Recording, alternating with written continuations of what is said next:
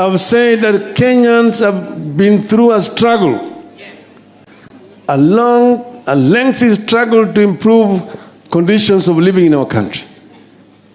We had fallen so low into a dictatorship.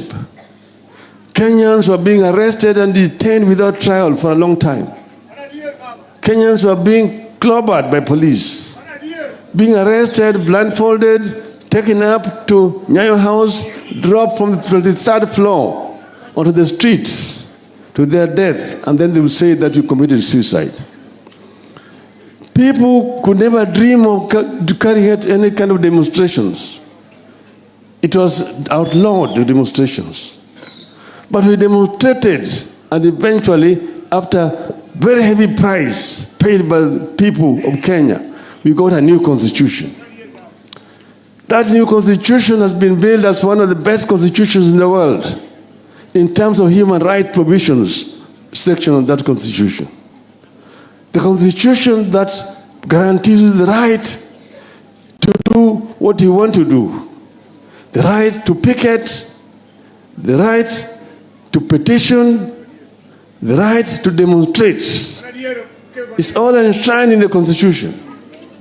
If there is something that you don't like, you have a right to demonstrate. People are demonstrating all over the world. They're demonstrating in France. They're demonstrating in Israel. They're demonstrating in Australia. They've been demonstrating in Senegal. Yet in Kenya, somebody proposed to criminalize demonstrations. That is, demonstrators are going to destroy properties of other Kenyans. Demonstrations are going to destroy properties of other Kenyans. You ask yourself, what properties do you destroy in Nyalenda?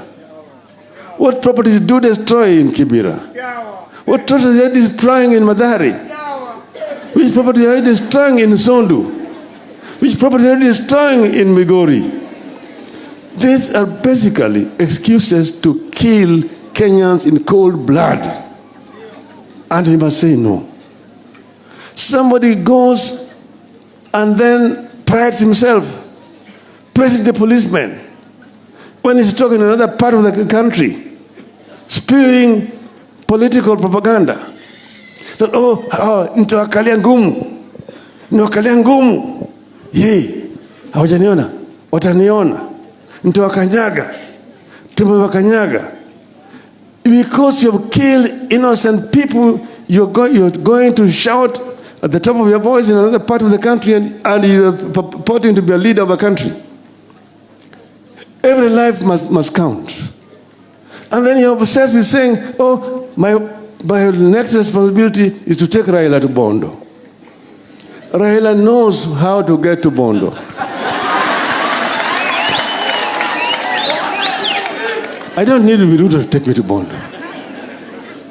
But what is done is criminal. These people's hands are full of the blood of innocent Kenyans. Innocent Kenyans. And that is why we are all very emotional about this.